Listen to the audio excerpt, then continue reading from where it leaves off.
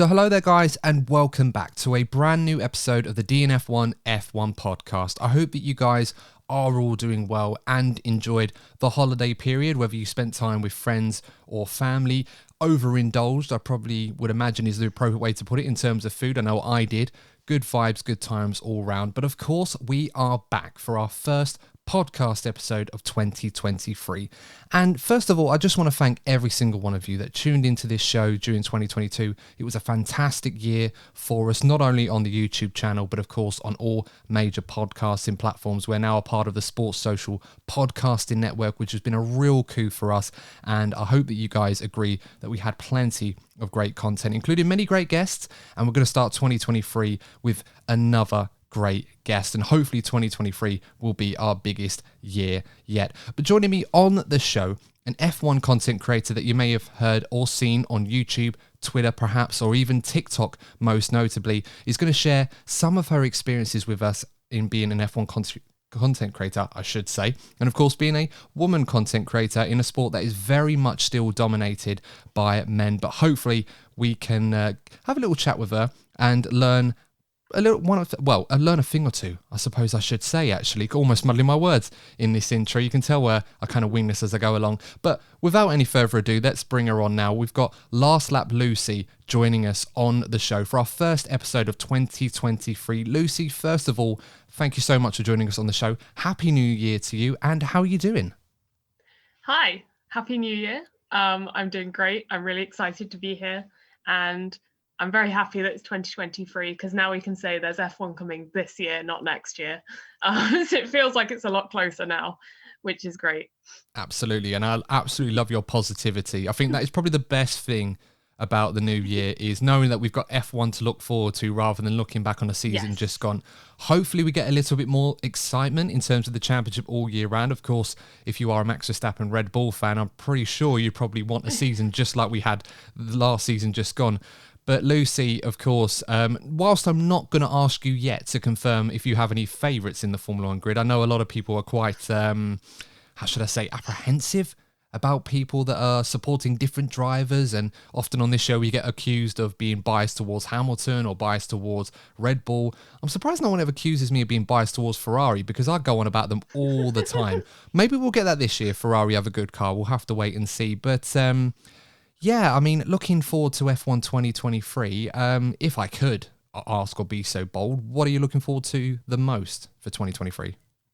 Ooh, tough question, because there's always a lot to look forward to, and it's hard to pick just one thing. I would probably say like the grid, like the drivers we've got for this year. I think it's going to be a really strong lineup, and I'm especially excited to see the rookies. I think each of them has got their own kind of unique story, and they're going to affect the F1 dynamic in different ways. So I'm really excited to see how all that plays out. And especially with like kind of being the second year of the new regulations, there's still a lot to play for in terms of development. It's still very unpredictable, and especially with the midfield being so close last year, it's going to be very interesting to see whether that stays the same or which teams move around. So yeah, it's probably for me the thing I'm most excited about. Do you know what? You're selling it very, very well, Lucy. So I'm looking forward to that. I know we on this show had a discussion with Craig Scarborough recently about the new tech regulations for 2022, what we had to look forward to in 2023. Of course, a lot of you guys listening to this show would have very much enjoyed that episode from the feedback that we got. And of course, so many of you wrote to us to really, really express how much you enjoyed that. So hopefully we get a lot more tech content for some great tech specialists out there. And based on what we heard from that episode, which of course you can check out if you haven't already, and based on what you've just said, Lucy, I'm sure we've got a lot to look forward to for 2023. Yes. Now, being a guest on this show for the first time, Lucy, there's one or two protocols we have to run by you first. And the first of them is basically something that we do when we have new guests on the show, just to kind of find out a little bit more about your F1 interest and see what kind of response you give to us. So I'm going to throw our icebreaker question at you and see what you come back with. Okay. If I was, don't worry, it's absolutely fine. It's nothing too nothing too intrusive. But if I was to give you any F1 car from history, and don't worry about having to learn to drive it, you're an absolute whiz. You're the Lewis Hamilton, the Ayrton Senna, the Michael Schumacher of this car, And you can drive it around any circuit in the world. Doesn't have to be an F1 circuit either. It could be your local car park if you wanted to. What are we driving, and where are you going to drive it? Wow. Okay, that is a question. Whew. I'd probably say 2008 McLaren, that nice little silver Ooh, thing. nice, nice. And I drive it around Monaco. Oh, that is a very interesting choice. I must say, very Yeah. tantalizing. I like that. What made you pick Monaco? So you haven't really asked me about how I got into F1 yet, and I don't want to spoil that question if it's coming up. But one of my favorite memories from when I was younger was watching Monaco, because it was one of those tracks that when you're quite young, you can't quite tell the difference between all of them. But Monaco was always very, very special. So from about 5 years old, it's been like my life dream to go to Monaco one day. And you know the little tunnel that all the cars go through? I want to walk through that. I feel like it would be really cool to go for a tunnel that almost every F1 driver in history has gone through. So Monaco for me is just really, really special and somewhere I'd love to go. So if I had an opportunity to drive around a track or anywhere, I would pick Monaco, because then I'd get to go to Monaco. And yeah, I just love the 2008 McLaren. It's just so iconic to me and has a lot of good memories attached. So Yeah, very much so. And no, I love that response. I too am a big Monaco fanatic. I know as a spectacle, it's more about, I suppose, the glitz and the glamour and the fact that it's Monaco, the OG street circuit, if you like, and the challenge that comes with that, rather than it being heralded as a classic race. I know we've had a few in the past, but probably not too many to count, if I'm brutally honest. But no, of course, a great choice as well with the 2008 McLaren, obviously the car that Sir Lewis Hamilton, I should say, won his very first world championship in. Moving on, of course, to a question which we kind of alluded to already, Lucy, is where did your F1 interest begin? Where did your journey begin as an F1 fan? So,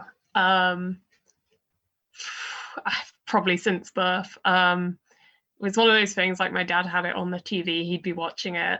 And, I'd kind of just be in the room and I'd see these cars going on the TV, and I didn't really get what was going on, but I liked it. Because they were just going really fast. And I soon learned, there's this guy, he's got a yellow helmet, his name's Lewis Hamilton. He drives a silver car.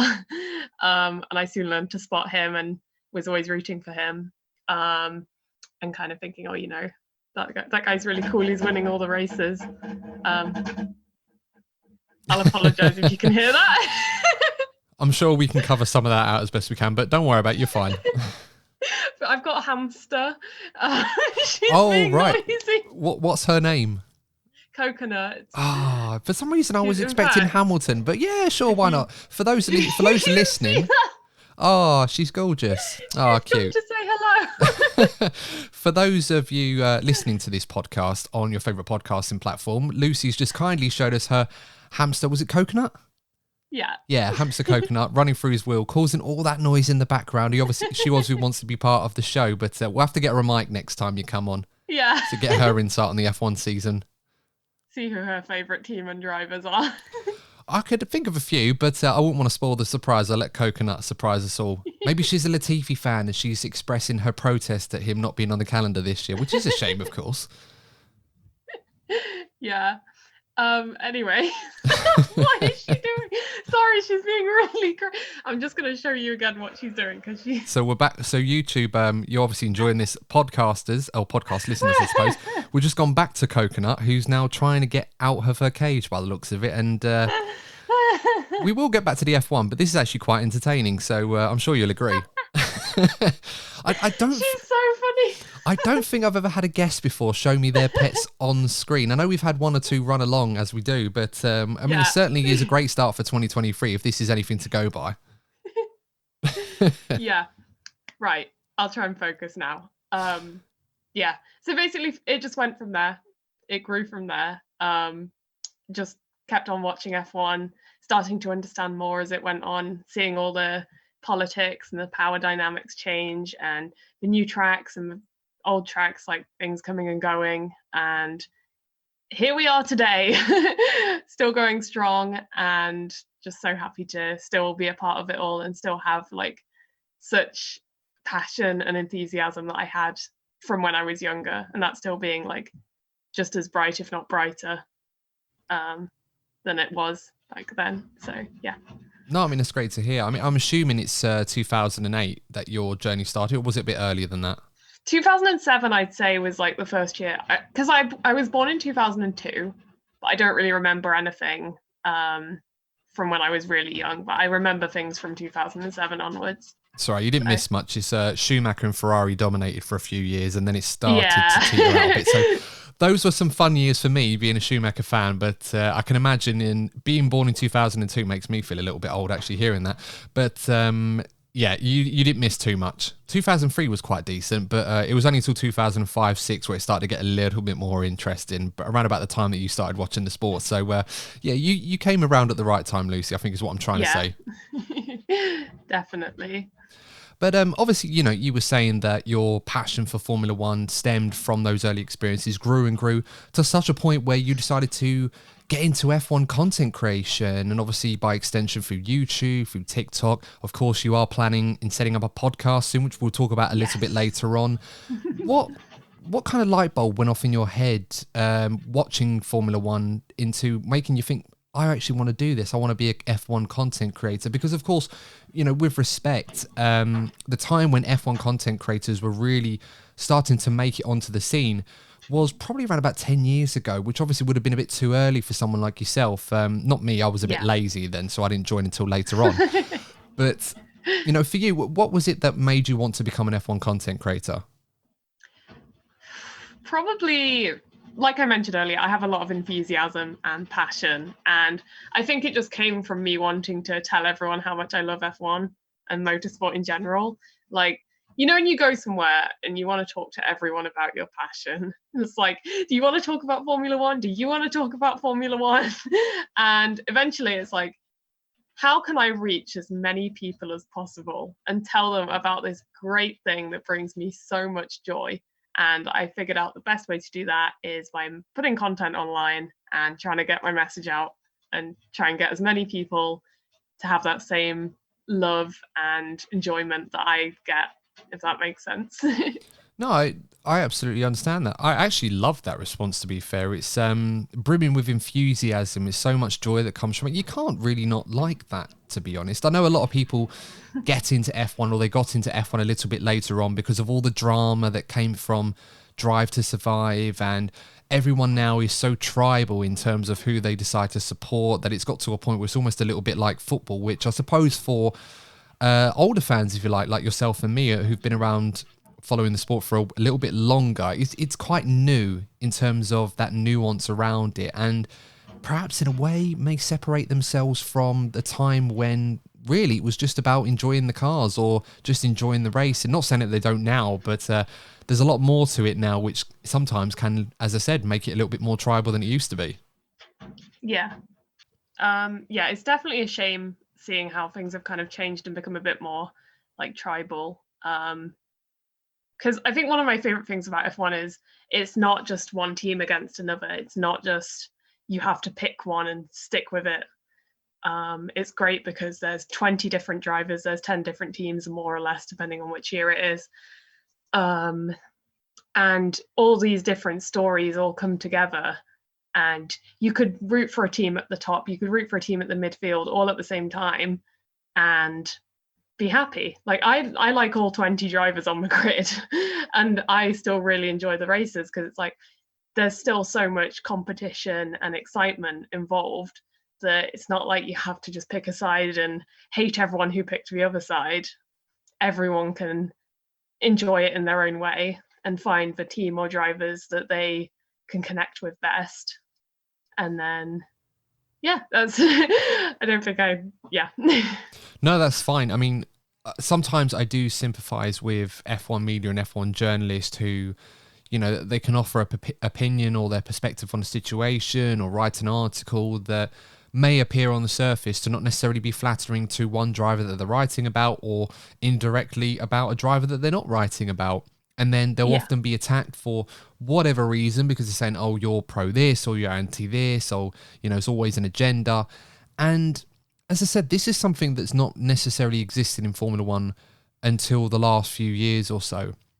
And, you know, Yeah, as a fan of the sport, definitely. not to gatekeep, but I often feel that it does make me interested to know what the fan base would have been like if we had social media around about the time when Ayrton Senna and Alain Prost were fighting each other, or when Michael Schumacher was up to his antics in the late 90s, or even, you know, to the degree that it is now when Sir Lewis Hamilton won his first world championship. I mean, social media was a thing, definitely, but it certainly wasn't anything compared to what it is today. It just makes you wonder, where does F1 go forward from something like this? Hopefully, you know, assuming that we don't end up with another 2021 situation next season.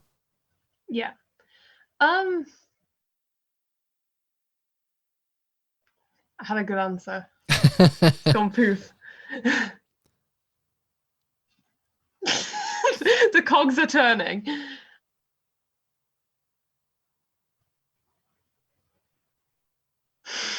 We can always come back to that if you want, Lucy. No, It's not a I had problem. a really good point. You know, and it's like right there. Literally every time I do this show, half the time it's Like, usually right there and it come goes. to me. It was something you said before. Oh yeah. That was it. So yeah, definitely I think F1 to move forward and continue to grow as a fan base needs to try and encourage a bit more like positivity and kindness. And I think a lot of that falls to the responsibility of, you know, the content creators, the journalists, the team principals and the drivers, even to set that example and lead the way. I think a lot of the time things can get blown out of proportion. Like maybe one team principal could make a comment and then maybe about a different driver, and then the fans of that driver are obviously going to be unhappy, and then that kind of becomes the norm then to be unhappy when someone says anything like remotely negative about a driver, even if it's true. Like I know I've tweeted in the past some things like, oh, you know, maybe this driver didn't do the best move here, or, you know, maybe I don't know, just something small. I remember recently I said something about Lewis Hamilton that was like, oh, maybe it was small and insignificant, and I got like jumped on for it, which was really frustrating because I told you I love Lewis. Like I've loved him since I was, for as long as I can remember, really. Like, you know, I used to draw pictures of him and give them to my teacher in school because she liked Formula One too. And then like that just creates that divide then, because then I'm getting scared. Like, what if I say, can I say what I'm thinking? Do I have to like be careful when I'm just trying to share my love? Like none of anything I'm saying is ever going to come from a place of malice. And that goes for every content creator, every journalist. Like it's part of sport to compare and criticize and praise. And that's another thing. Like sometimes even if you praise a different driver, the fans of the driver who's not that driver will come after you as well for daring to speak positively about someone. And it's like it's not the way forward, and it's not how I want the F1 community to be. And I don't think anyone wants it to be like that. I think we'd all be a lot happier if people could just be a little bit more accepting of different fans, different viewpoints, different opinions, and just generally all working together to make it the community that it used to be, or that we know it can be. Especially like welcoming in all these new fans from like Drive to Survive. Like there are so many wonderful people I've met who would never have got into F1 without Drive to Survive, and I'm so glad they're here. And I don't want them to get scared off by this new like tribalism, and I want to make it a nice community. And I think with that it will just continue to grow, because a lot of people, they don't like the toxicity or the tribalism. No, Drama's agree. fun, but to a certain point, if that makes sense. Yeah, no, I And I absolutely think, agree. Yeah. No, I think it's very well said, actually, Lucy. You know, that this is something that we often talk about on this show a lot with F1, that, You know, it's okay to have your opinions. You know, you don't necessarily have to be, you know, we keep mentioning them, but, you know, they are the key stakeholders in these arguments, or say stakeholders, they are the key topics of discussion, the likes of Sir Lewis, Max Verstappen, and, you know, and some other drivers across the grid as well. You know, every other day I see an article that Fernando Alonso says something when he's asked about something in the past with Lewis, and people often take that as Fernando just having a jibe at Lewis. Like the other day, Yeah. did you see that photo of Fernando and George Russell in a club partying together? I can't remember where it was from. There was, as I said, there was a photo. I mean, it might have been from Abu Dhabi in the postseason, but Fernando and George Russell were just caught a photo of the two of them having a dance together, having a good old time. And somebody took that as if like, oh, here we go. This is the sign of things to come with George Russell. He's going to be against Lewis and Mercedes because he's pro Alonso, because of their rivalry many years ago. And it's almost like, well, it makes me laugh. And then there are people attacking Alonso saying, oh, he's got to worry about the wrong prodigy. He's got to worry about the daddy's boy Stroll at Aston Martin. I'm thinking, how do you go to that? How do you go from like, oh, they're just two guys having a nice time together? Exactly. To... Yeah. And then meanwhile, you know, Sir Lewis is probably out surfing somewhere in America or spending time with his family. He doesn't care. Yeah, no, exactly. Of course not. Absolutely not. With his 7 championships and 103 race wins, like he's not bothered. No, and nor should he be, to be fair. But no, I totally understand it. But it's just crazy how that happens with Formula One. But well, I think we'll move away from that for a bit to something a bit more positive. Let's talk about your content. Now, of course, you're very active on Twitter.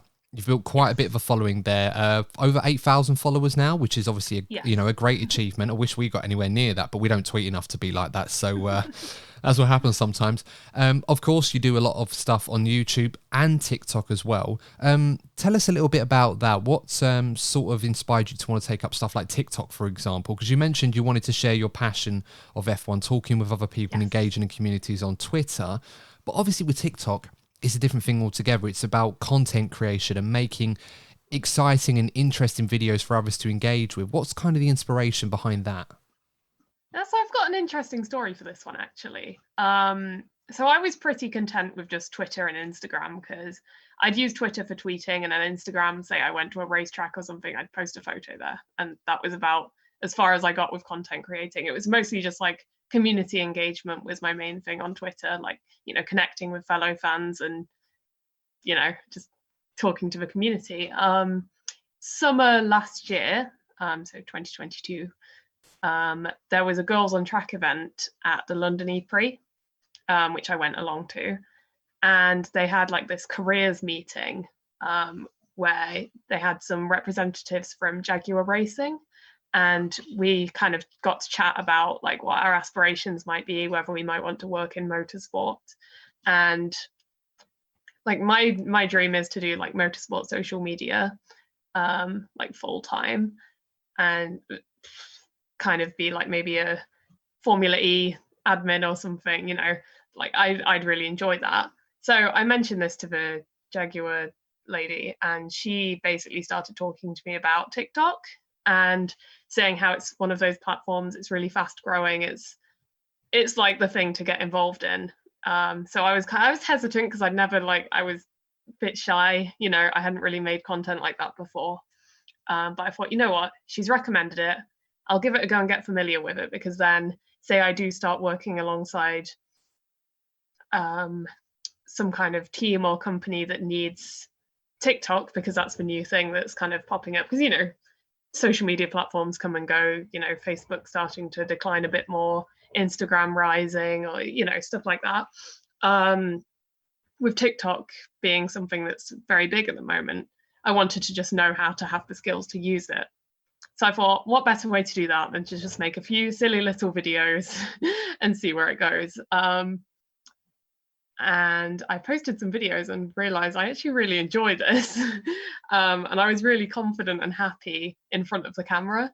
And it gave me so many more tools to be creative and just to express myself even better than 280 characters or whatever it is on Twitter can ever give me. So it's like I can make these awesome videos that make me laugh, and hopefully they can make other people laugh too. Yes, I laugh at my own videos because I like them.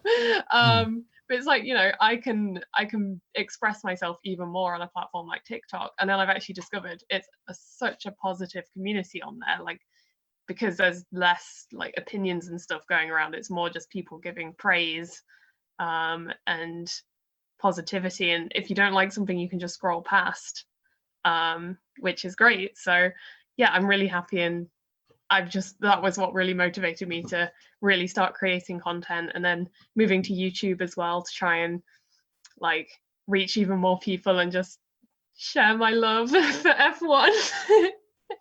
So yeah, very, very happy. Well, I mean, it sounds great. I mean, that kind of leads into my next question is, what has the overall experience been like for you? Has it been a largely positive one? I assume you've gotten a lot of great feedback, but occasionally there can always be, you know, the odd comment or the odd post here or there, which obviously, you know, content creators like yourself and me, even at our level, we obviously prefer to ignore those, but sometimes you can't help but give that more attention than it probably deserves. How has the overall experience been for you? It's definitely been very positive. You know, like you said, there's always going to be someone. People just don't know when to stop wasting their time, if that makes sense. Yeah, I've met loads of really nice people. I get loads of really nice comments on my videos, people saying I've helped them with things. Like recently I found there was a Mercedes like remote control F1 car that you could buy in Tesco for like, I think it's like £20, which is really good. And I posted a video about that just to try and help people find it and be like, hey, check this out, guys. And I think it really blew up. It got like over 1 million views, and loads of people in the comments saying, thank you so much, this is really helpful. I've gone and got one like for my son or for my wife, or, you know, like just people being really grateful that I've brought that to their attention. And it brings me a lot of happiness then, knowing that I've been able to help people in that way. Yeah.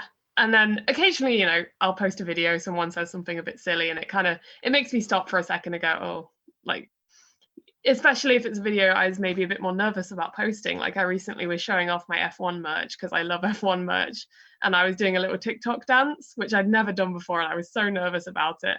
This one guy was like, oh, you're so cringe, you're so bad at dancing. And I was like, that's not the point. Like the point is like, look, I got my F1 merch. And I was just playing around with some transitions, and I was really proud of that video. But then, like, you know, if someone takes the time to write out something so negative or nasty like that, it just knocks your confidence a bit. And I think it's a bit of a skill to learn to just ignore any negative noise, because it's always going to be there no matter what you do. And I'm not going to change who I am for anyone that's not okay with a bit of light-hearted fun. Like, I'm not hurting anyone with my videos. In fact, probably the opposite. I'm out here spreading the positivity, and I'm not going to let anyone stop me doing that.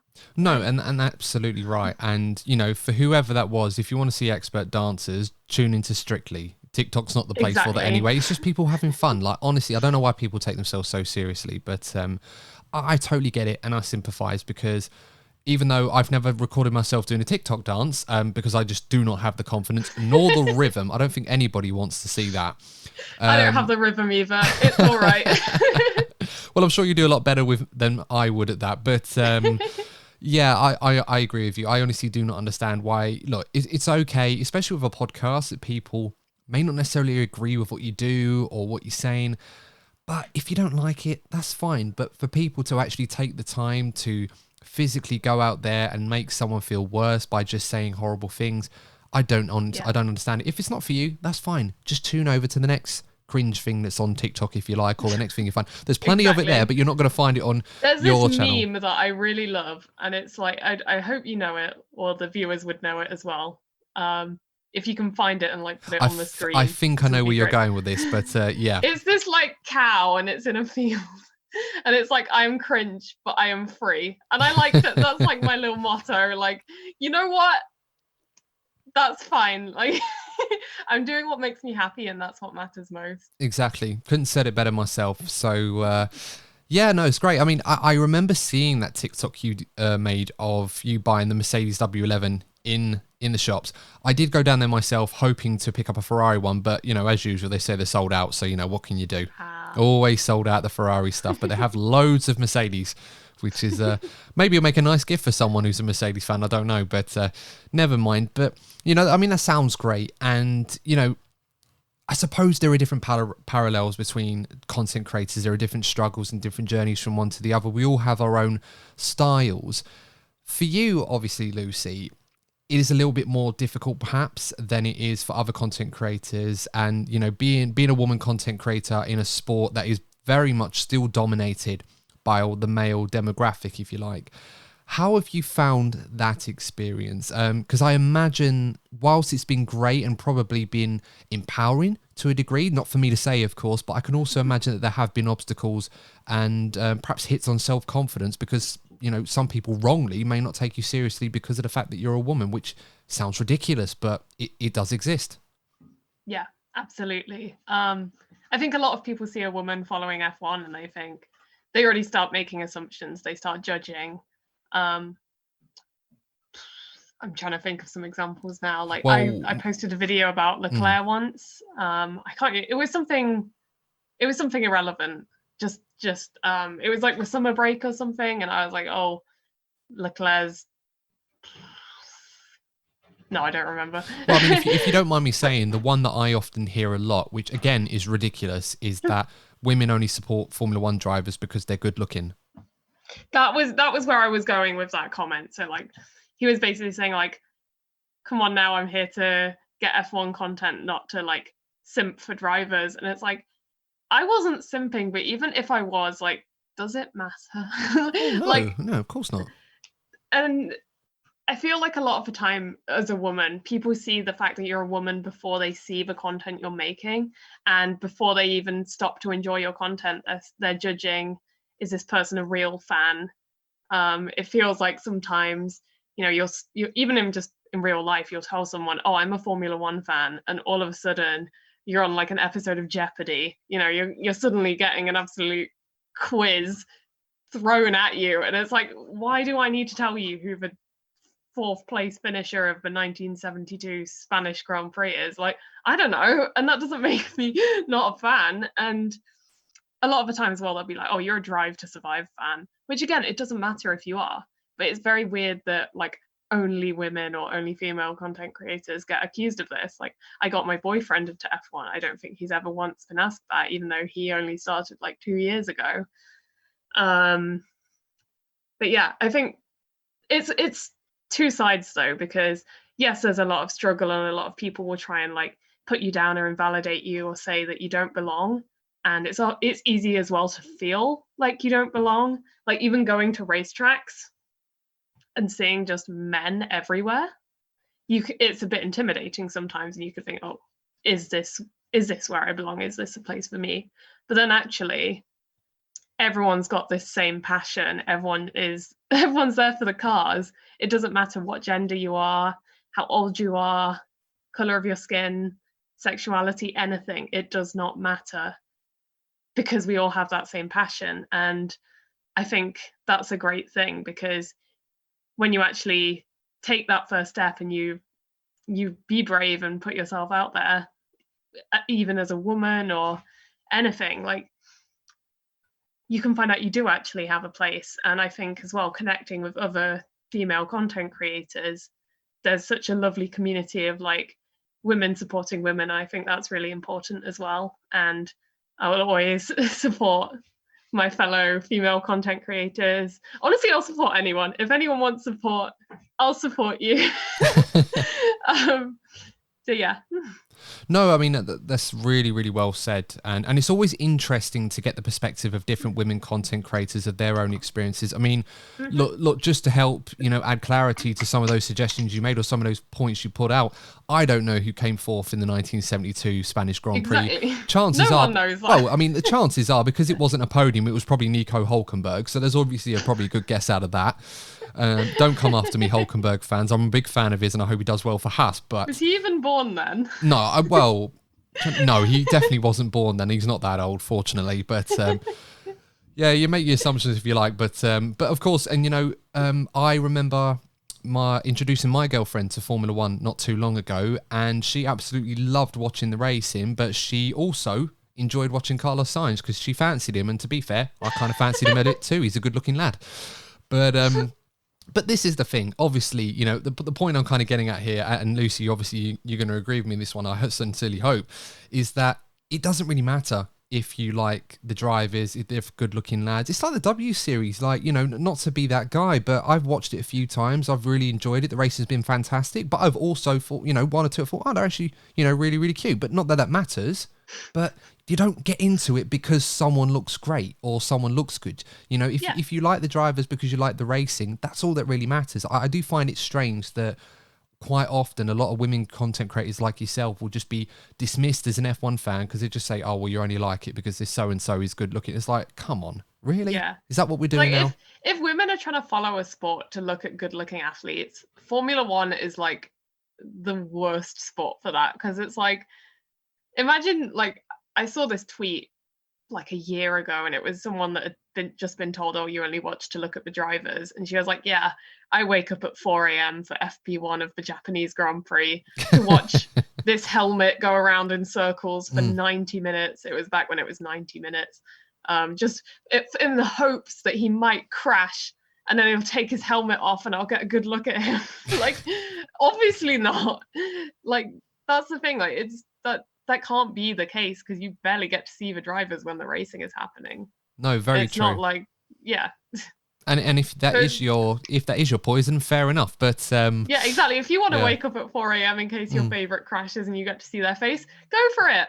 Welcome to F1. Let's go. Yeah, but it is Enjoy ludicrous. the sport. But you mentioned other women content creators. I'm kind of intrigued to learn a bit about what sort of inspirational role models that you would look up to, and not just women content creators, but also other women in sport. I can think of a few in F1 media right now, or Sky, or other content as well. Which ones have sort of inspired you as a content creator? There's definitely a lot. It's one of those things where, like, as I've got older, I've become more aware of so many like fantastic women in motorsport, and not just as presenters as well, like just in any role, like drivers, mechanics, like just seeing women getting involved is really inspirational to me. Because like, even growing up, I thought, oh, you know, F1, it's a boys' sport. I'm not allowed to be liking this. I wouldn't tell anyone for ages that I actually liked F1 because I was embarrassed, because I felt like, oh, I'm not meant to be enjoying this. But then seeing more women like coming up on my TV, I think Natalie Pinkham being one of the ones that really, like, you know, she's really cool, and just seeing her getting involved in so many things and being such a positive role model for women. Claire Williams was another big one, seeing that, you know, women can not just be a part of it but also be leaders. And trying to think, there's lots of female content creators out there as well that are doing absolutely a fantastic job. And honestly, I'm inspired by every single person that I see as a woman, like just being out there. Like, every time I see someone, I know Lizzie McIntosh has recently been doing some really cool stuff. Just seeing her, like, you know, living the dream, that's really cool. And I'm really glad that she's being given those opportunities. And just like, and you don't have to be as big as she's got, for example. Like, even people just out there making TikTok videos or just tweeting, like, just getting involved and sharing their voices, like, that's really inspirational to me, because it's like, yeah, we can do that. And you don't have to be like huge and successful to be successful, if that makes sense. And just adding your voice to the big pile of voices that is F1 community, like, that's something to be so proud of. And just saying, you know, we're here, we're women, and we're part of this too. And that means a lot to see. I can definitely feel and see the joy that you have when you sort of talk about that. And, you know, that's a great thing. I really, really enjoy that, because, look, as a guy growing up watching the sport, it never really crossed my mind that often about the fact that there was a distinctly few number of women and even people of colour in that regards, involved in Yes. Formula One. And, 100%. in some ways that has improved to a degree, but I would be lying in suggesting that we're at a point now where we're satisfied. Like, obviously there is room to improve that and be more diverse and get more different groups of people involved, regardless of their backgrounds. In your mind, whilst F1 to a degree, and also broadcasters as well, have made steps forward to, you've mentioned wonderful people like Lizzie McIntosh, Natalie Pinkham, Naomi Swift as well, been involved with F1 last year, and she was a great addition to the broadcast team. Do you feel that F1 has a lot more room to grow in this regard? And not just in F1 broadcasting, but obviously, great people to work behind the scenes and work with teams. Hannah Schmidt, a great example at Red Bull. She's the goddess of F1 strategy, probably the best one out there right now. She's the queen. She is the queen. Yep, absolutely. The queen of strategy. So putting the men to shame, and, good for her on that one. Well, how do you see that right now, the current landscape of F1? Do you feel right now there's more room to grow to get to a point where is at the right level, or do you feel that right now perhaps it's doing what it needs to? I think there's always a way to go. I think you're never going to reach the end goal, because just life in general, everyone's changing and growing. And I think as the world moves to be a more equal place, then sport should definitely follow, because sport is just, a reflection of the real world. And I think while there has been some amazing progress lately, which is so positive, and again, like you said, not just women, but people of color, LGBTQ plus people, like all kinds of inclusion, so much is being done, but there is still a long way to go. And I think that's reflected. I recently saw a picture from one of the FIA awards, and it was all the people that had got awards or something from a certain category had lined up, and I think every single person was a white man. And again, there's nothing wrong with white men, but it's like, if the talent pool was a bit bigger, just imagine how much more talent there could be, because not all the talented people are white men, if that makes sense. Well, the most successful Formula One driver of all time is a black man. And, exactly. This is the thing, these things have to be celebrated. And hopefully for many groups out there that do see what, great things that the women are currently doing right now, and also, people of different colours and ethnicities and backgrounds are doing in sport, that can inspire another generation, which, as you said, will increase that talent pool, and perhaps that next celebration of people in a generation or maybe less time than that, hopefully, will be a much more diverse group. Of course, there's nothing wrong with having it all being just white men, but if you've only got a talent pool that's restricted to one demographic, it's not really a diverse demographic, unfortunately. Exactly.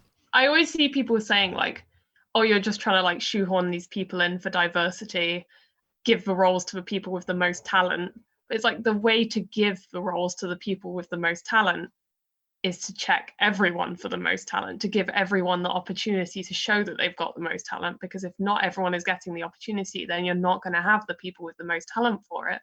And I think we've seen in recent years, having more inclusion has brought so many more, like, it's added more colors to the rainbow, I can't think of a better analogy, but it's like, I feel like F1's already like so much of a richer place for all these new faces showing up in the paddock and having this inclusion. And like you said, Lewis Hamilton, a black man, like, imagine if he wasn't there, how different F1 would be. Like, he is statistically the greatest F1 driver, and imagine if he'd not been given opportunities. So it's definitely it's so important, and it's really good to see that the right kind of steps are already being taken. I think it's really important to keep going on that.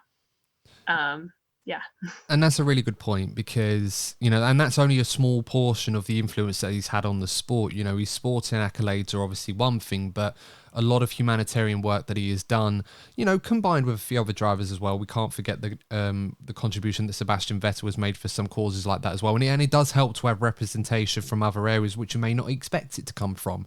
So it's always worth encouraging that. And as you said rightly as well, that these people are not being shoehorned into these positions. Hannah Schmidt, we mentioned her before.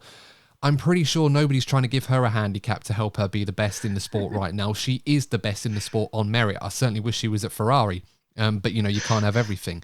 But it's a great example. If you extend that talent pool out there and give people an opportunity, you will find that the sport can become so much richer from it. And I think we need to listen, not necessarily listen to my voice all the time, but we need to listen to the voices of people like yourself and others that have had to deal with whatever struggles that they've had to deal with and come out the other side stronger for it. And it makes the sport so much better. So hopefully that's really all I need to say on it. Not that my voice really matters as much as more than anyone else's, but it does though. That's the thing. Like, you're using your voice to talk to, someone like me who understands what it's like being a woman. And, I think we all have something that is important to us, like whether it's, even if it's just being an ally to some sort of minority group, like it's really important that you let your voice be heard as well in these conversations, because like, we all have our place and we all have our voice and we should all be using them. So well, certainly appreciate that. So thank you. But obviously, one thing that we were going to talk about, and it is a bit of a sensitive subject. So for those of you that are listening to this that may not feel overly comfortable about what we're talking about, that's absolutely fine. Lucy, obviously before the show, just for the benefit of those listening, we did talk about this and we both agreed that it's something that we were comfortable enough to talk about. But of course, if at any point you're a little bit concerned, that's absolutely fine. And that's autism acceptance. Now, I hope you don't mind me saying, obviously, you've had your struggles with that. I myself too am someone that has had struggles with autism. And because of that, I think you and I, there are certain parallels of stuff that we've had to deal with. But obviously from observing observing behaviours and observing the perspective of people that don't quite understand what it is to be autistic, sometimes there can be some incorrect perspectives, I suppose, or incorrect observations made about people that do deal with those issues and what they're capable of and how they understand and interpret the sport or life in general. From your experience, Lucy, and again, be as open as you want to. I'd absolutely encourage you to. No pressure, of course. What has the experience been like for you making content, being an F1 fan, someone that deals with autism in everyday life, stuff that you may not necessarily see or think about, but sometimes the occasion you may have to deal with something that isn't quite in the way that you'd want it to be, if that's the right way of putting it? Yeah. So I like to think of it, again, similar to what I was mentioning earlier. There's good and there's bad. So I'll start with the good. I'm proud to be autistic, and I think it's really important to celebrate autism and other neurodiversity things. And we are who we are. It's cool to be different. We can't all be the same. It would be a very boring place if we were all the same. And me being autistic, I think it helps me a lot with my passion for F1 and my enthusiasm and my optimism. Like, I can just go and go and go and go and never stop talking about it, and I don't get bored. And I don't think I'd be able to do that if I wasn't autistic, because like, it's my special interest. I can just talk about it. I know so much. I'm like, I can take in all this information and then just keep going and then share it and put it out there in the world. And that's something that I feel very like lucky to be able to do, because that's something that might be quite hard for someone who's not autistic to just constantly keep going at something and not get fed up. But then on the other hand, there are, of course, the disadvantages, and those disadvantages are very real as well. And I think one of the biggest things is actually just having to live in a world that is not built for us, where people don't necessarily understand what our problems might be in terms of how we process things, how we interpret things, what we might need. Even recently, I mentioned I went to the Girls on Track event in London, and when I got in there, it was very, very overwhelming. There were a lot of bright lights, there were a lot of noises, there were a lot of people. It was just too much, and I actually had to go outside for over an hour to just calm down from just being overwhelmed. And that was an autism thing. And that's something that is a barrier, because a lot of people wouldn't have to deal with that. People can just go into buildings and take part. And I know I missed out on some events there, and it sucks. But I got to meet some drivers because I accidentally happened to be outside at the same time they were coming in. So, not everything's that bad.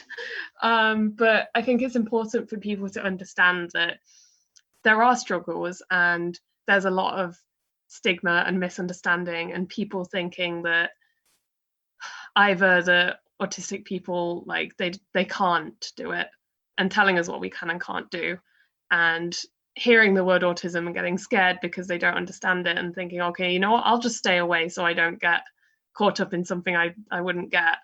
And it's not like that at all. Like, just ask us ask us what you can do to help. And if people could just be a little bit more understanding and have just a little bit of patience sometimes when we might struggle with something that is seemingly very small and honestly would be a very easy fix if people would just take the time to try and help us, then it would be so much easier to fit in this world that is not built for us. So yeah, that's... To be honest, Lucy, I couldn't put that any better myself. Like, I know you were saying to me before the show, and I know people won't mind me saying this, that you were a little bit concerned if you would find the right words to express that. But to be honest, that was absolutely brilliant. And this is something that I share too. As I said, I have autism too. And I think one thing that a lot of people probably don't understand, a stigma that's often attributed to people with autism, is that the spectrum is so vast. I remember at one time it was just you were either one thing or the other. You either had Asperger's or you're high functioning or stuff like that. And then it become a bit more vast. Now it's something more like attributed to one of those attributes graphs that they have, where there's just so many different parts of that spectrum that so many different people deal with different things. I mean, as I said, we've got yourself and me in this regard where we have to deal with everyday struggles. And obviously there are some superpowers that come with that as well.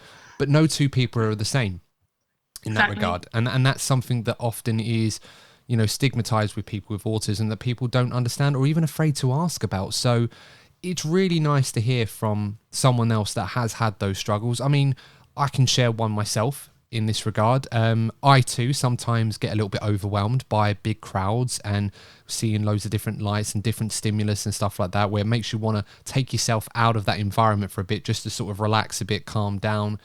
Every time I do this podcast, whether I'm interviewing my panel or interviewing someone else, I always get nervous. I always worry about what I want to say. Sometimes I'll have 5 or 6 different ways to say something. They all try to come out at once. And anyone that's listening to this show will understand what I'm talking about when I mince my words a little bit. It's so annoying.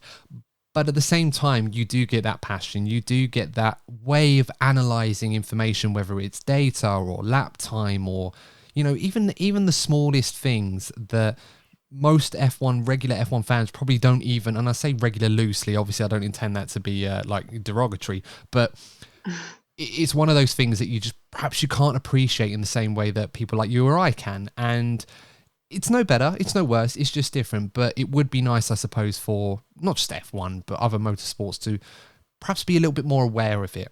And accepting. Exactly. That's what it's all about, autism acceptance. So it's wonderful. I know there are some great causes. Some teams have done, I think Aston Martin did a lot of great stuff with Ian Bishop, who was fantastic with some of the work there. I remember Liam Talks Motorsport, who's been on this show before. He had an experience with them, and he deals with those issues as well. And, he's a fantastic content creator as well. So it's wonderful stuff that's going on. Obviously, more needs to be done, but it's nice to see other content creators putting their voice out there and spreading awareness for something that I think, in fairness, Lucy, not a lot of people really know about in the grand scheme of things. Yeah. It's weird. They don't really teach about it in schools. They should. No.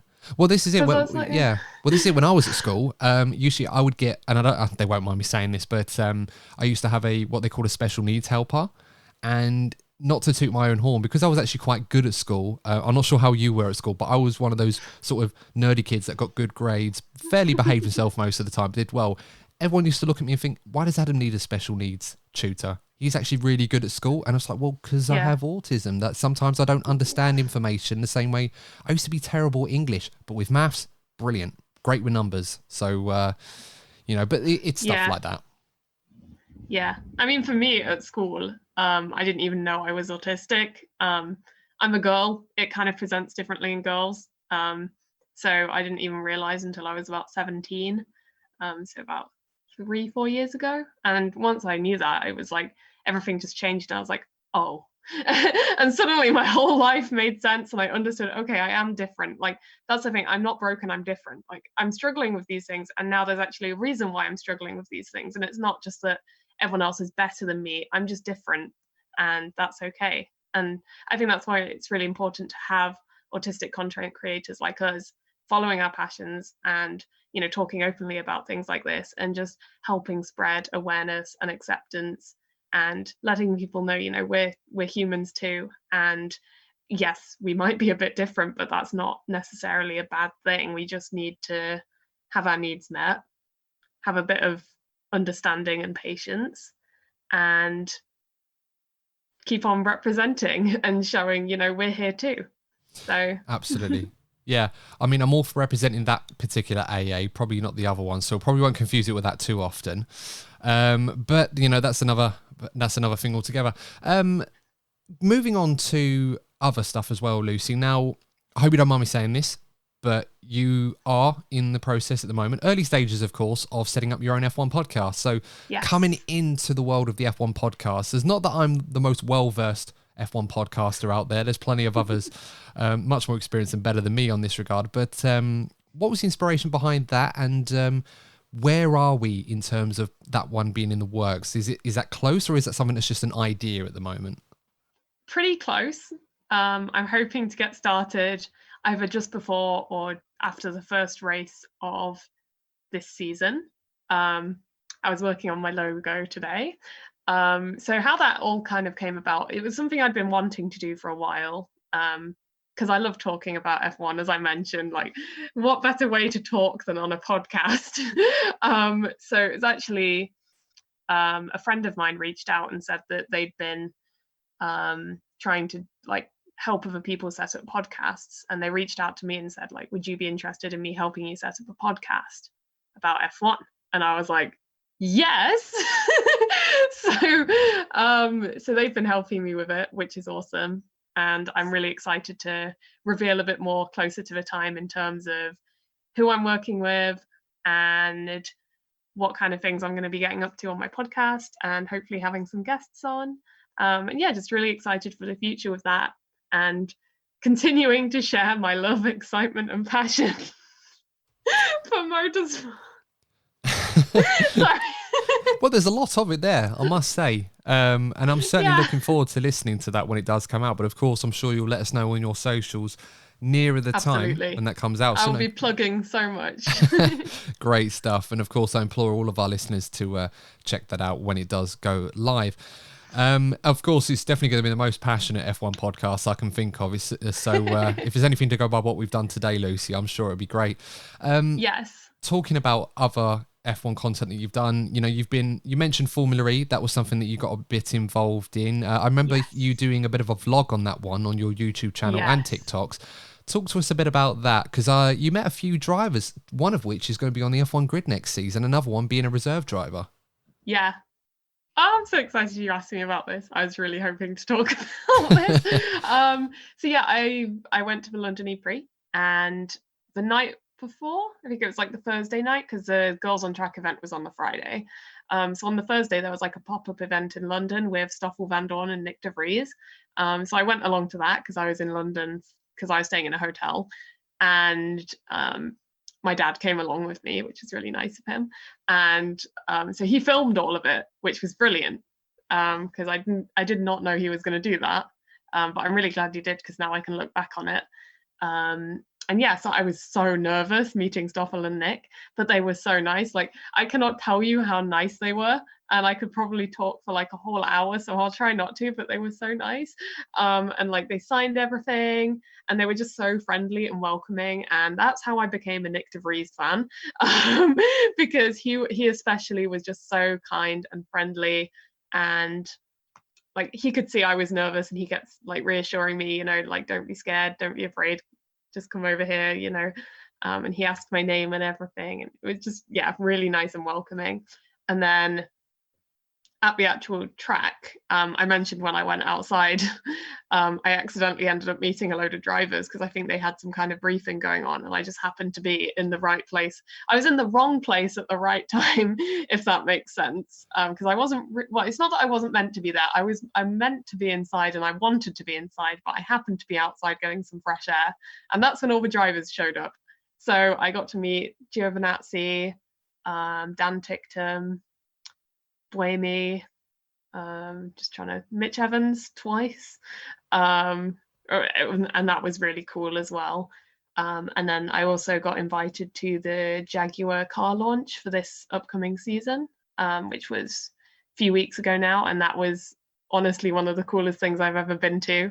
I got to meet Mitch Evans again and Sam Bird at last, who I really, really wanted to meet at the London E-Prix but didn't.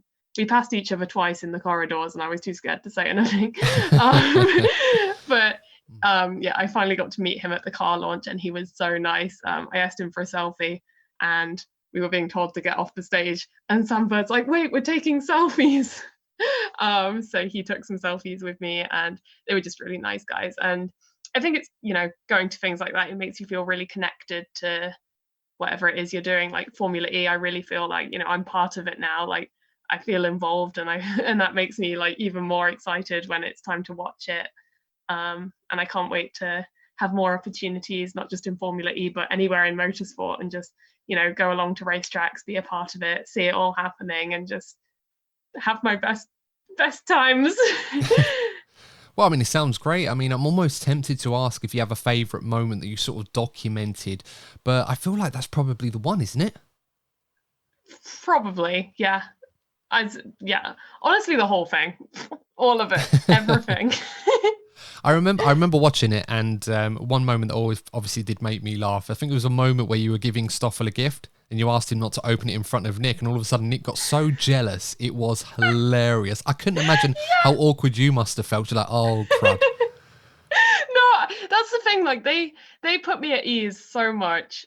I did not even feel awkward at all. Like you could tell I was pretty shy, but like I was kind of joking when I said to Stoffel, "Don't open it in front of Nyck," and because I told him it's got like 2 packets of Haribos in it, and Nyck only got 1. Oh no. I had 3, so I had to give one of them 1 more. So I thought, you know what, I'll give it to Stoffel because he's going to sign something extra for me. So yeah, so I yeah, and it was just really funny how like Stoffel was like, haha, and preferential treatment, and Nyck was laughing, and at that exact moment the Mercedes photographer was actually taking photos, and we got this really cool photo of like all 3 of us laughing, and I love that photo so much. I'll find it for you after this podcast. I'll send it to you because I love it so much. No, sounds hopefully brilliant. It can pop up on the screen. Yeah, I might pop it up there. I don't know if you can do that. Oh no, I can definitely do that. Don't worry. Okay, but cool. yeah, the YouTube viewers will definitely enjoy that. But no, I mean that was quite funny. I'm surprised Nyck de Vries probably didn't take that as a compliment, because if you're giving Stoffel more sweets, you might weigh him down a little bit more. Exactly. I mean, Stoffel won the championship, but you know, every little helps. But Nyck really wanted those sweets. Like because I was looking on Instagram at other people that had taken photos with Stoffel and Nyck, and like in the tagged photos, and I could see Nyck was like holding them in like every photo, and then he like put them between his legs to keep them safe.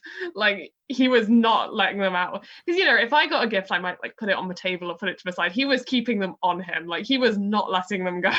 Oh well, of course his nutritionist was not going to let him have those, so he had to keep those exactly, and he out was of sight. not getting them out of his sight. So well, there you go, guys. If you go to a circuit, whether it be F1 or Indy or Formula E, and you want to get a photo and a memorable moment with your favourite driver, just bring them a pack of Haribos.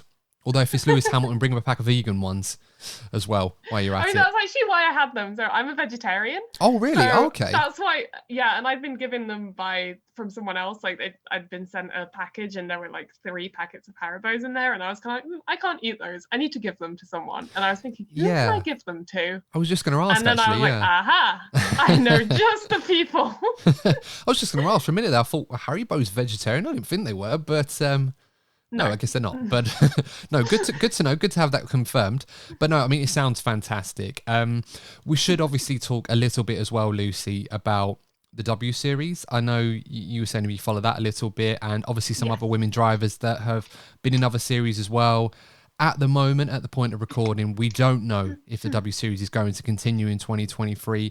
And this kind of centers around what we were talking about before, that we're talking about, there needs to be a desire for change and improved diversity in F1. And, by having someone as successful as Sir Lewis Hamilton from his background and ethnicity, that it's important to promote diversity in the sport. But it feels a little bit lost that one of the reasons why W Series was created was to give women an opportunity to help promote themselves, show their talent, give them a chance to win some funding, to go on to bigger, better things, and maybe Formula One day.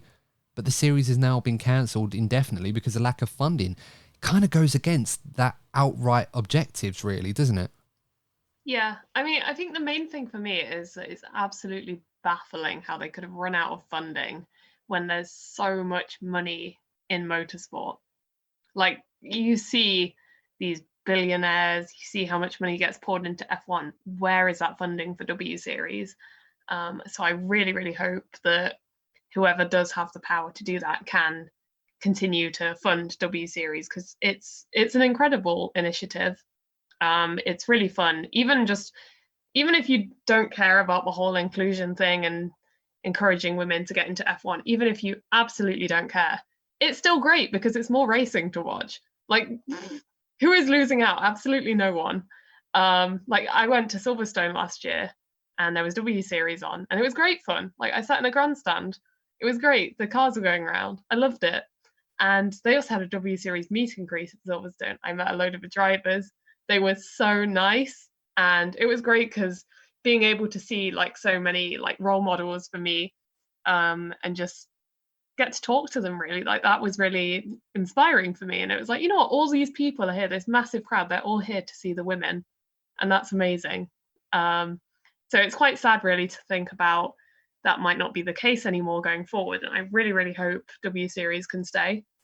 I do know F1 is trying to launch F1 Academy, I think it's called, this new initiative to support women. Yeah.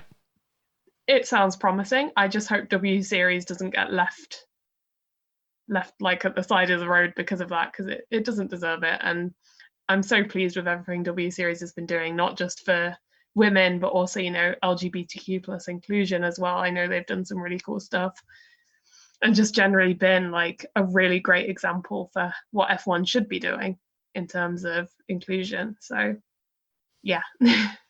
Yeah, no, absolutely. And I think, not more really needs to be said on that. I think you've kind of hit the nail on the head that something does need to be done.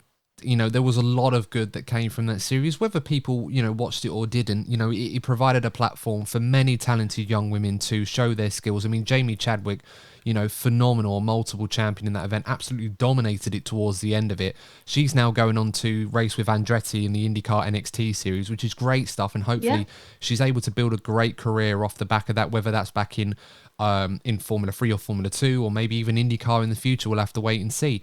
There have been other great women drivers, Jessica Hawkins, a great example, involved at Aston Martin, doing some great stuff there. Abby Eaton, the tame racing driver on the Grand Tour, for people that watch that show. So it really does show that when you peek behind the curtain and you see what's going on, there's so many great opportunities out there. I mean, it doesn't need for me to say, but it is happening. And I agree absolutely that more needs to be done to help women, not just of today, but women of tomorrow, watching this at a young age, thinking, I want to get into racing. Yeah. And, opportunities need to be there to help them realise that. Yeah. So, I know it sounds really weird, but like when I was younger, I never really considered that I could be a racing driver. I don't think I'd want to, but it was just it never even occurred to me that that was something I could have a go at. And it was only literally a year ago watching W Series, I was like, what if I tried karting? Like, because that was just something that never occurred to me. Like, genuinely never. Like, even though I knew, you do karting and you move to single seaters and blah, blah, blah, blah, blah. But it was only seeing W Series that made me feel like, oh, that's something I could have done. It's probably a bit late now. And I know for a fact there are going to be so many like young girls watching that who are thinking, I can do it too. I can do karting. I can, even if they don't get to F1, I can get to W Series. And then from there, they have the chance to progress, hopefully. Yeah. So that's why it's important, because it's like, if you see it, you can beat it. Absolutely. I think that's the best way of putting it. I remember when I was karting as a kid, I wanted to get into Formula One when I was younger, and I think I only remember one woman being there at all. And I think of all the years I did it, I only remember racing against one woman, and that was it. And it seemed the norm at the time. That seemed a surprise back then. So, hopefully more can be done to try and encourage that next generation to come through and support the one that we currently have, but we'll have to wait and see. Before we sort of round things off, Lucy, we'll talk about Formula One going into 2023. A lot was made of these new regulations in 2022. How did you see it? Do you think that the new regs were relatively a success? And in terms of a success, I'm sort of referring to the on-track racing rather than the cost cap, for example, which I think you'll agree still has a few years to go before we see the benefits of that being realised. Yeah. I'd say it's definitely been a success. I don't know if people quite realise that in full yet, because, to someone watching, especially after the insane season that 2021 was, a lot of people going into 2022 will have expected even bigger and better. But actually, we did have a much closer season. I can't remember the exact statistic, but the number of overtakes was much higher this year. And while there weren't as many like shock results or big dramatic moments, we still had a lot of action. And I think we were seeing a lot more overtakes being done in places that maybe previously weren't being done. So I'd say I feel very positively about the new regulations. I think I'm really excited to see what happens next. I mean, literally at the start of this podcast, I was mentioning the midfield being so close together. And yes, Red Bull did kind of run away with it, but there's more to F1 than just the front of the grid. So yeah, I definitely am very, very, very, very excited to see how the next year of these new regulations will go, and continuing from there, just seeing how everything changes and improves, really. And if it doesn't improve, then they can just go back to how it was before. But I think it's always good to try new things and see what works. So yeah. Yeah, I agree. As I said, I've watched this sport for so long now. I almost feel old saying it, but I think it's about 25 years. I think my earliest memories were Michael Schumacher in the Benetton retiring in the Canadian Grand Prix in 95, and then Damien Hill coming through to win. And that was, in my opinion, Schumacher's best season in terms of pound-for-pound driving. He was phenomenal that year, despite the dominance that came afterwards. But in all of that time, I don't think I've seen a set of regulations quite as unique and versed towards the ambition of creating better racing and I suppose closing the field spread as well, as we've seen in this one. I know we had a big rule change in 2009. It did do some work, but it was quickly eradicated when the big teams were flexing their financial muscles. This time is not necessarily going to be the case. And whilst you're right, Lucy, we didn't see many shock results. It was mostly dominated between Red Bull and Ferrari, and of course Mercedes found their way towards the end of the season as well. Hopefully we will get more of what we want in that regard as the years go on. Looking at 2023, are you expecting there to be too much change in the pecking order? It's probably a lot to ask right now, but I feel like over time there might be some room with these regulations if they are as effective as what we've seen early on. I think, there's always opportunities for change in the pecking order. I don't think it's going to change too significantly. Like, I don't think we'll see much change compared to the change we saw between last year and the year before, if that makes sense. But I think what's good is it feels very much everything to play for, if that makes sense. Like, even my favorite team, Williams, I don't feel like they're doomed and would come last again, if that makes sense. I feel like, there's a lot of chance for any team to succeed and improve their position, except Red Bull, who can't really improve. There's only downhill from there. But yeah, I think any team has an opportunity to change their spot in the pecking order and surprise themselves for the better, if that makes sense. Yeah, that's true. So, yeah. I mean, a word of warning, if you don't want to hear any sort of bad opinions on Williams, then I wouldn't recommend you tuning into my next podcast, because I might go all ham on them when we talk about the big stories of 2023 when my panel return next week. But, maybe I'll have a change of heart by then. I mean, it's a lot going on with Williams and their current situation regarding their team principal. Obviously, Jos Capito moving on. I'm in a lot of pain. Yeah. I mean, who would you like to see take charge? Because I know one person who was mentioned was Susie Wolff, who has been very successful with the Venturi team in Formula E. And Yeah, I would not mind seeing her back at Williams. I would Obviously, a love driver seeing there. her. She's so good. I think as well, like in terms of paddock drama, it would be so cool to see the dynamic between Toto Wolff and Susie Wolff being like rival teams. Well, not rival teams because they're not really going to be against each other, but like just being different teams. Like, can you imagine I the think, scenes? yeah, what we could do if we could artificially create it for fun, we just place Williams back to where they were form-wise. I think it was 2014, 2015 when they were challenging Mercedes regularly. Just make it like that, and we'll see what happens when Susie and Toto lock The horns. fireworks. I would love to be a fly on the wall. Actually, probably wouldn't want to be a fly on the wall when they got home. Do they leave that all behind on the track, and did they take it home with them? I mean, probably not. I'd imagine their relationship would stand the test of that, but it would certainly be fun to watch on a racetrack. Yeah, I mean, we kind of already saw a bit of that in Formula E because I think it was Toto was kind of there as Mercedes CEO or whatever, overseeing Mercedes EQ, while Susie was over at Venturi, and they were kind of, on different teams there, and it all worked very nicely. And I think it was Berlin, they kind of ended up together for the podium, and I think there was some sweet moment, like they had their arms around each other or something. It was really nice to see, to be honest. So yeah, I do feel like it would be really a nice dynamic to watch, and not something that's going to be like, oh my gosh, we're watching like a live divorce happening, if that makes sense. No, I don't think we're going to end up with a couples court or couples therapy like we saw with Christian Horner and Toto Wolff in 2021. Yeah. And then Mattia Binotto slides in as the third wheel when he's part of it. But obviously we're not going to see him next season at Ferrari, so maybe Fred Vasseur will get involved. But I'm so excited to see the silly season for team principals, like how the outcome of that is. Like, it's so weird to me thinking like Frederic Vasseur is going to be the Ferrari team principal, and like the new McLaren team principal and the new Alfa Romeo team principal. Like, well, we don't even know who that is is yet, do we? We still we don't know who's going to be team principal at Alfa, so that will be interesting. Very excited. I suppose, before we sign off, Lucy, I've got to ask, can I push you for a prediction for 2023? I know it's very, very early, but if I was to put you on the spot, who's winning the World Championship in 2023?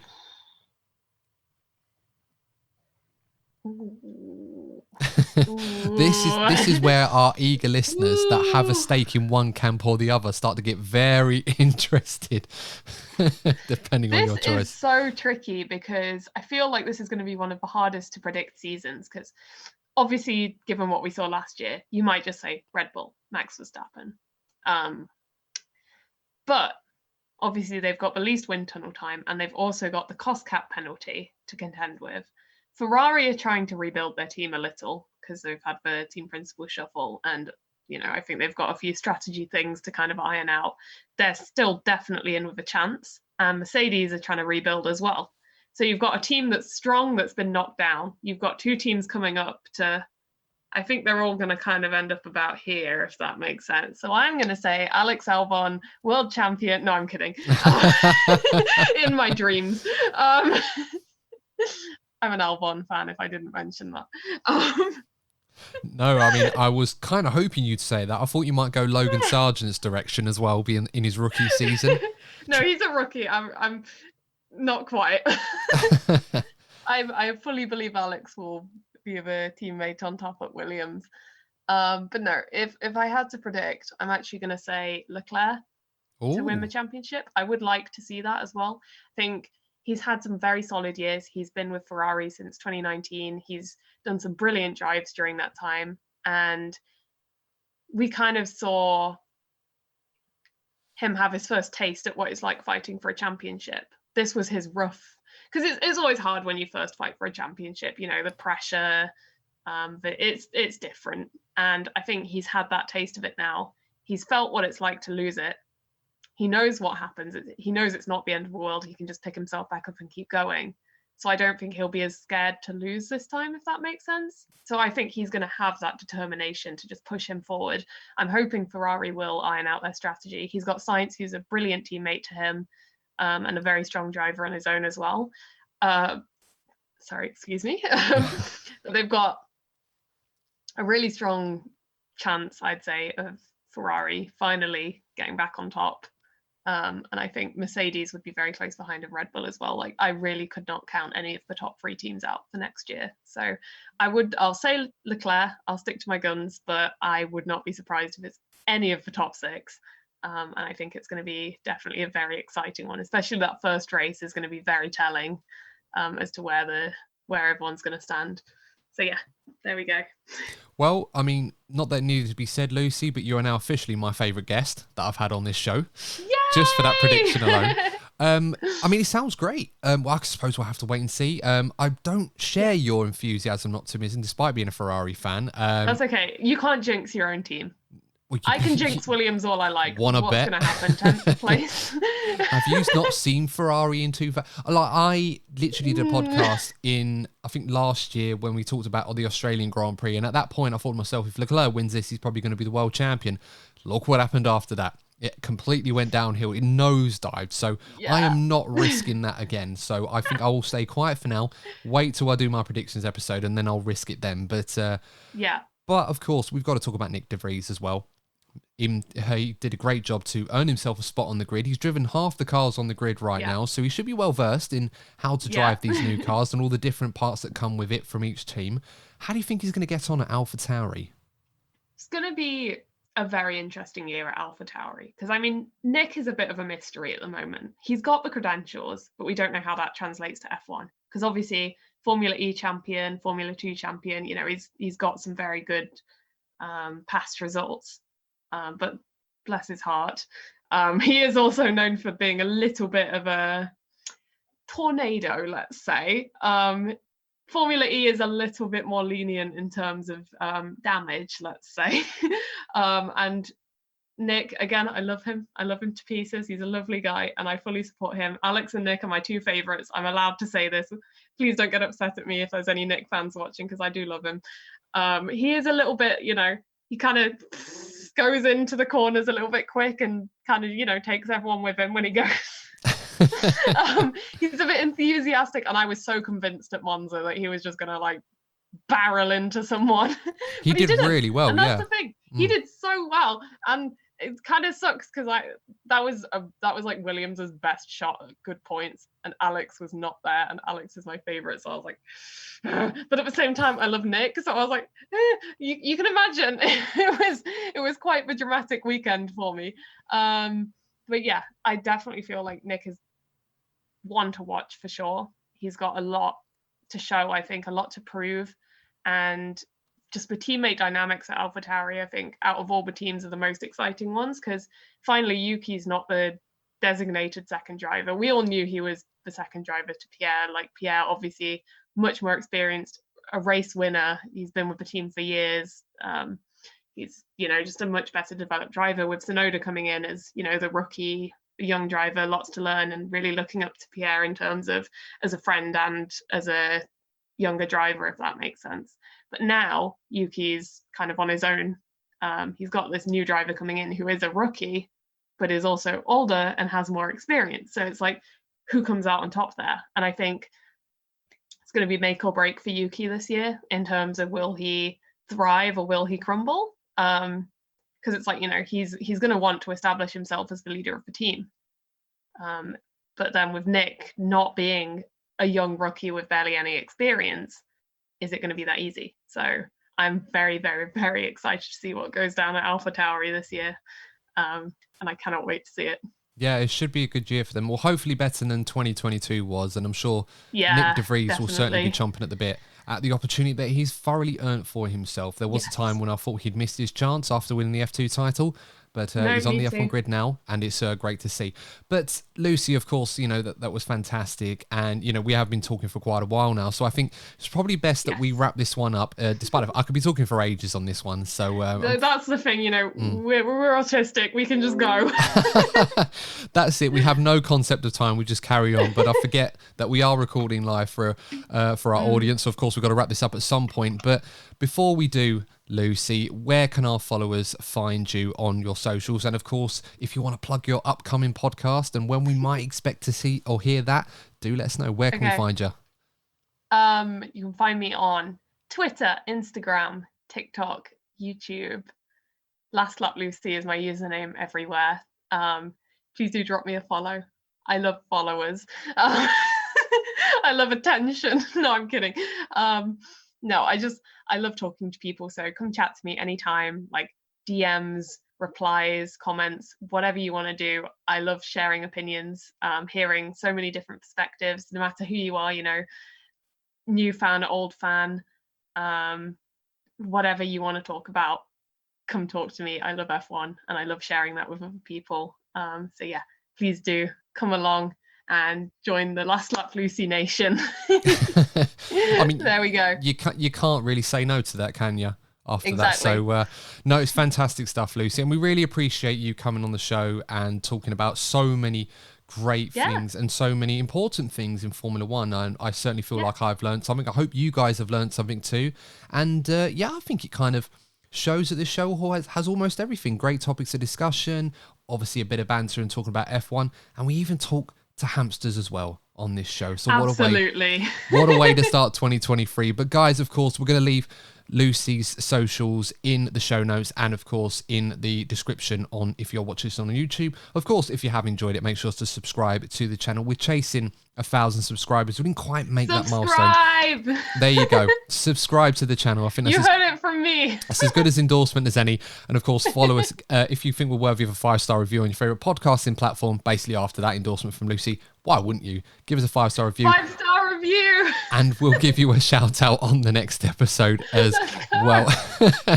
I'm sure Coconut has gone to bed by now, so I don't think we're going to hear anything from her. But of course, until next time, guys, thank you so much for tuning in. Please stay safe, and we will see you in the next episode of the DNF1 F1 podcast. And remember one thing, as always, if you're not first, you're probably DNF1. Take care.